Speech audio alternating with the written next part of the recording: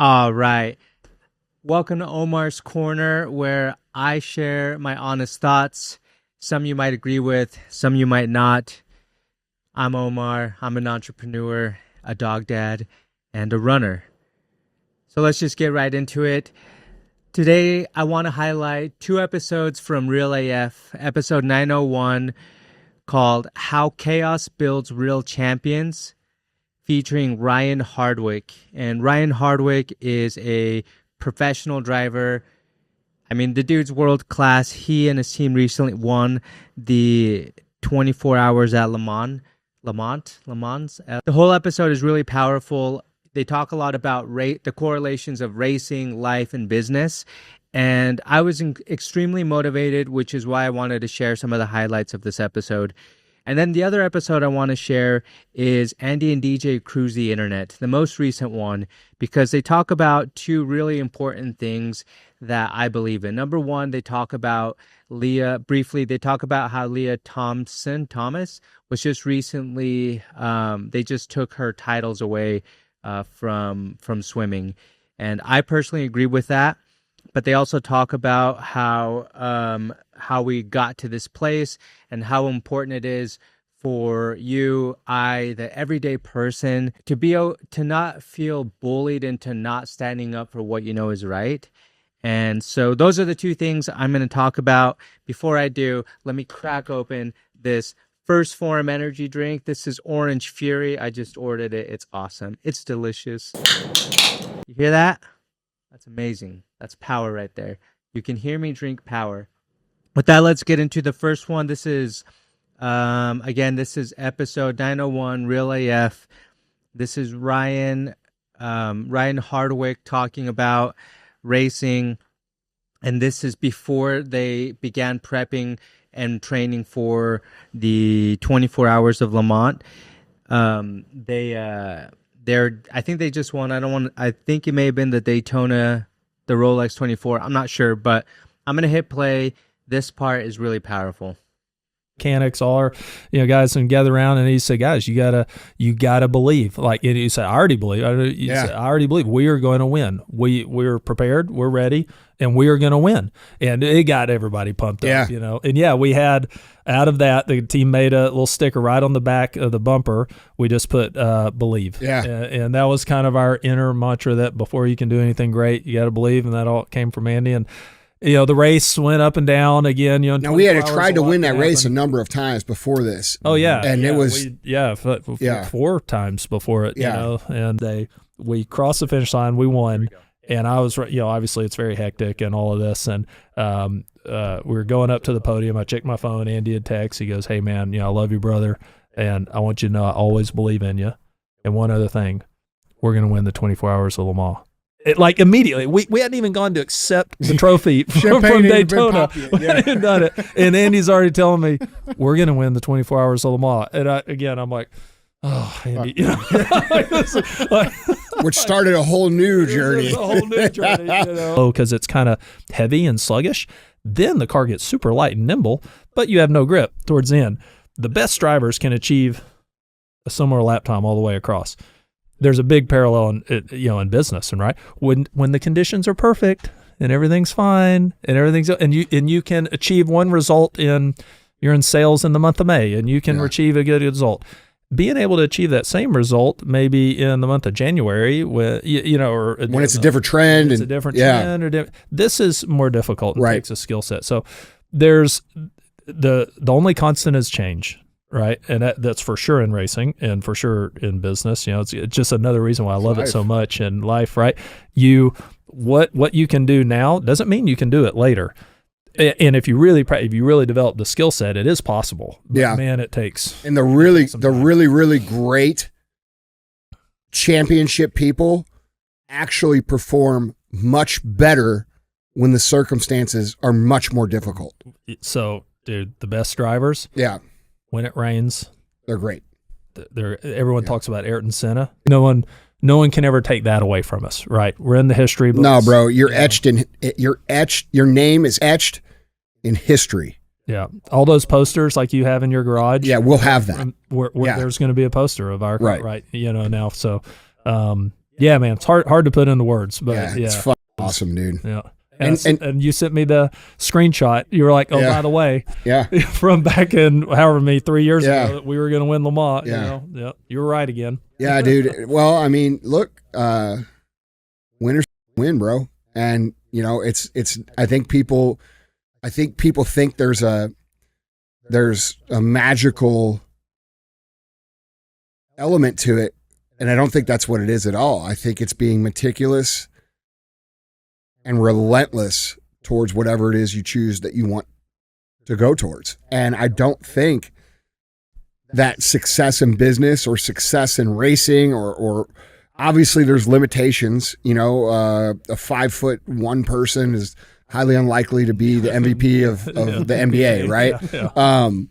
But outside of that, I really think it comes down to like just an obsessive commitment to achieving whatever it is that you've decided you're going to achieve. And it's not a, oh, I'd kind of like to do this. It's an obsession. Yep. And for you guys listening, I can't articulate the amount of hours that Ryan and I have spent on the phone talking about winning this race. I mean, over the years, I wouldn't even know where to start. Yeah. All right, I'm going to stop right there. I hope you guys take the chance to listen to it, especially if you are in some sort of leadership position, because what Ryan and Andy talk about when it comes to teams and how important every person is to a championship team and the conditions and all these things, it's honestly so powerful. It really made me think of how I am operating as a business owner, as a mentor to my young team, and as the example I'm setting to anyone that happens to see me at an arm's reach. So I really hope you guys take the time to watch that episode because, like I said, it's so powerful. And what Andy said, I really believe that winners win, and winning is it becomes like an obsession. It's not like if you get over it, then you gave up on it. You never really wanted to do it, whatever that thing is. That's my opinion. So let me go to the second one where I want to talk to you guys or just share. This is the very next episode, 902. This is Andy and DJ Cruise the Internet. Now, the part that I really want to highlight again is recent news where, and this is controversial stuff, right? And I do want to know what you guys think. I did. Thomas got his titty strip. I mean, his title strip. Golf clap. Did you see what I did there? Got his tittle strip. His titty stripped. I mean, title strip. Yeah. Hey, man. No dicks in the pool, bro. No. Honestly, I don't agree with this though, and here's why. Leah Thomas worked her balls off to get those titles. That was much better. And now they're just gone. You know what, dude? This is a good thing. No, it's a great thing. Yes, it's a great thing. It should have happened years ago. Actually, does this mean that Riley is a national champion? I think they're rewriting the history books as we speak. Riley commented on this. Because she was the one that had to compete against this dude. She said, quote, "It is my hope that today demonstrates to educational institutions that they will no longer be allowed to trample upon women's civil rights and renews hope in every female athlete that their country's highest leadership will not relent until they have the dignity, safety, and fairness they deserve." Yeah, so I believe the title's going to go back to her. This would have never happened if people would have spoke up in the beginning. Mm-hmm. You know what I'm saying? Like, now all of a sudden, because a few voices spoke up, everybody's like, yeah. No, yeah. Dude, what do you mean, yeah? No shit. Right. Where were you saying no? Bro, listen, people highly underestimate their own voice. It does not take that much for people to speak up and change things if we all just speak the fuck up. If we're all speaking up, we own the narrative, okay? And that goes especially for you listening to this show. Mm-hmm. Like, dude, fuck this crazy ass shit. I love how they wrote this article, though. You see, this is New York Post. Trans swimming champion Leah Thomas will be stripped of University of Pennsylvania swimming titles after the Ivy League school bowed to pressure from the Trump administration. Like you write it like they wrote it like it was like that was the right thing to do. He should have never had it to begin with. At that high school in California. In Loudoun County. Oh, yeah. That got raped by a male athlete who was, or a male student who wore a skirt that they allowed to use the women's bathroom. Then he transferred and did it again. What about those girls? What sort of compensation are they going to receive? Because if we're going to give $100 billion to Ukraine or Israel, some of it should go to these poor girls that are going to be, traumatized for real because of what grown adults allowed to happen. And by the way, I believe her dad got in some serious legal trouble for sticking up for them. Yeah, at the council meeting, bro. They arrested him. It's bullshit. Yeah. And dude, you know what it comes from? It should have never happened. It comes from our cowardice as a whole in society. What's right is right, and what's wrong is wrong. And if you think about it any other way, you're a coward. That's the truth. And the reason that we are in this situation with all this far left communist crazy shit, like men in the pool with women and men in the locker room and grown men reading, in drag to little children and shit. That's all because the people who knew better chose to stay quiet when it first started happening. And that's what's allowed this to happen. And if we don't want crazy shit to happen, then you shouldn't be shamed into silence in the beginning. You should stand up and say, no, that is not okay.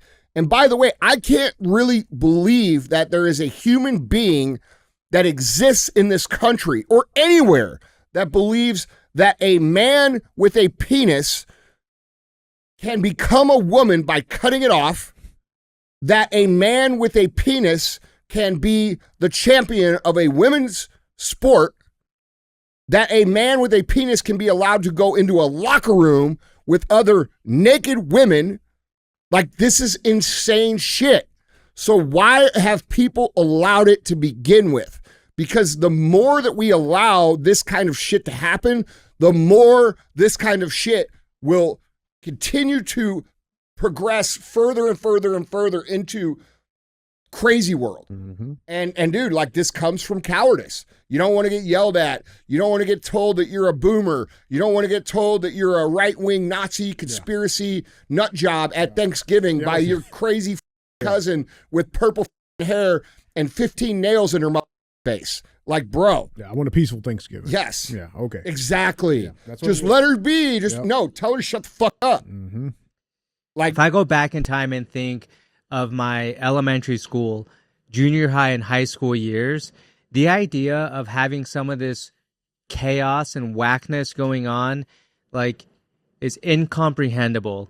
You have a voice and I have a voice, and if we don't share our thoughts, then the people that bully you and me into not saying anything continue to win and continue to make these things okay. I'm gonna grab my tinfoil hat because I need it for this. It really blows my mind that we've come to where we are right now, where all these women that are like pro women rights, how come they're not celebrating this win right here? Because I don't know. I don't have any kids, but what I do believe is that here's what I believe in and what I don't believe in, and what I think is right and what I don't think is right. Number one, I don't think it's right that you and I get bullied by these woke people and woke media into, they label you whatever they want, a homophobe, a transphobe, whatever it is, if you stand up for your own moral values and my own moral values, which is, I don't think it's okay for a man to go into a woman's locker. I don't think it's okay for men in drag to go into elementary schools and read books to kids That's the most absurd thing in the world. That's grooming 101. I don't think it's okay for these gay parades where a lot of the time gay men are basically in like thongs with their dicks hanging out, and then you bring your kids to this place. How is that okay? I'm not okay with any of this, and I'm not a religious person. I don't have kids or anything like that.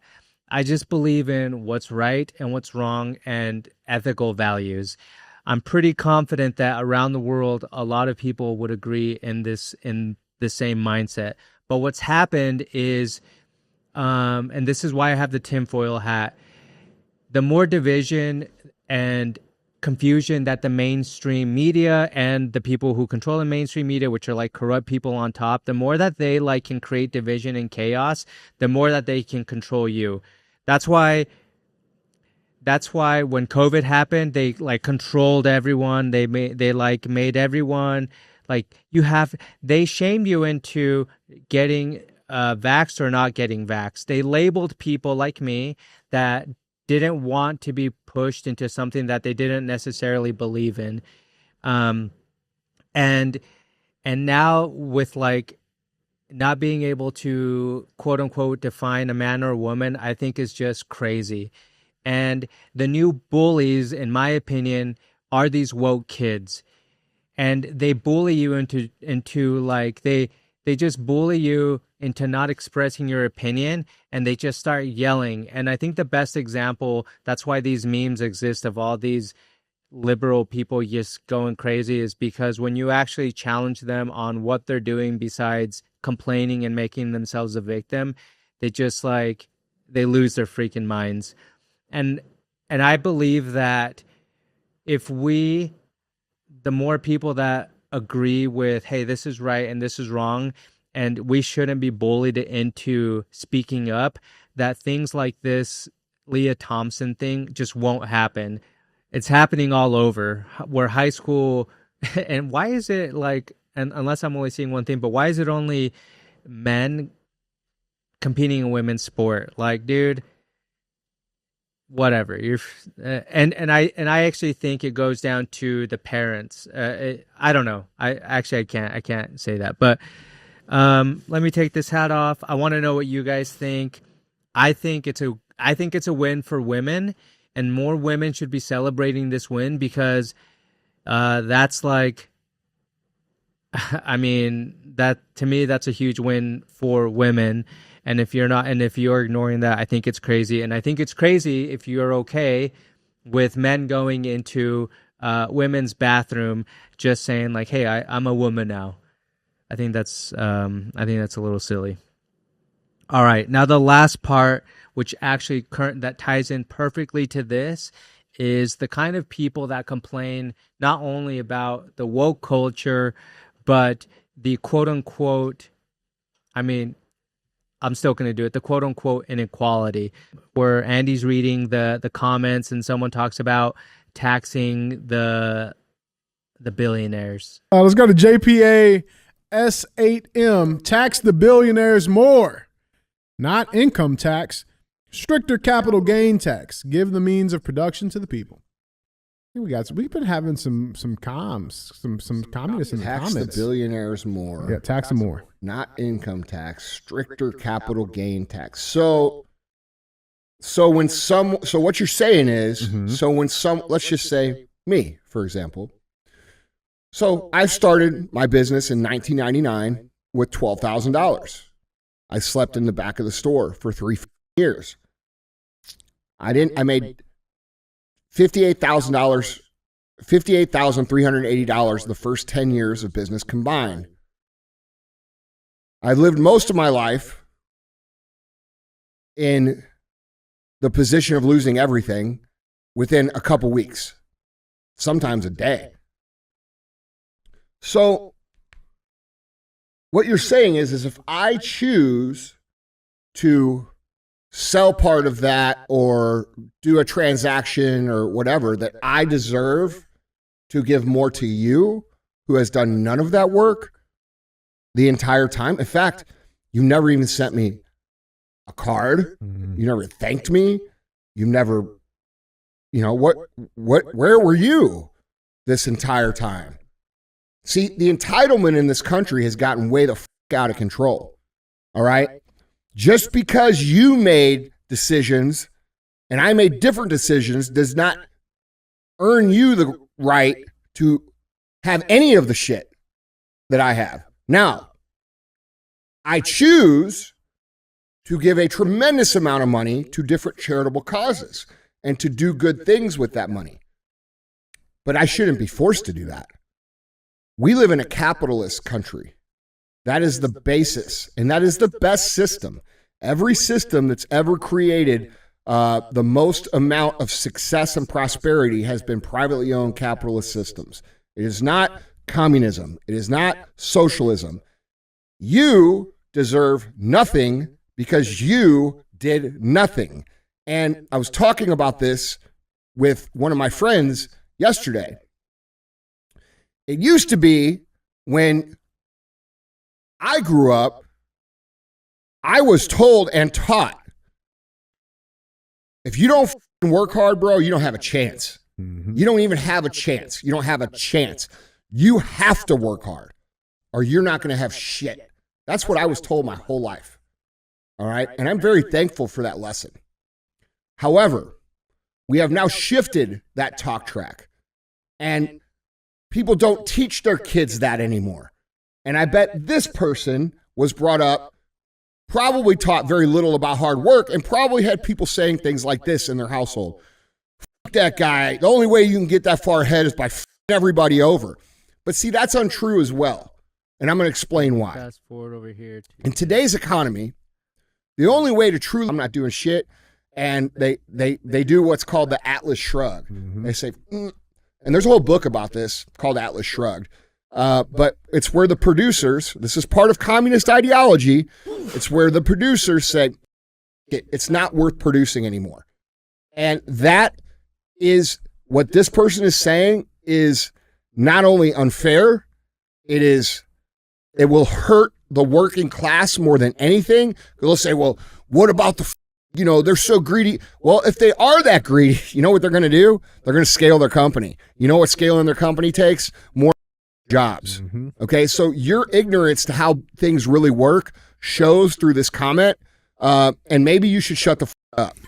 Like, real talk, because I look at this comment and I think you're So, good job, JPA. I mean, I'm just saying you don't understand the way things work, and you don't understand what you're even saying, because if they did what you want them to do, it would fail like it's failed every other time.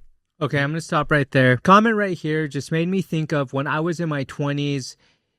I was in the music scene. I owned a record label. Damn, son. and it was an incredible time of my life where I really learned a lot about music culture and how in music culture the youth is easily manipulated and whatever they think is cool, they just laser vision, right?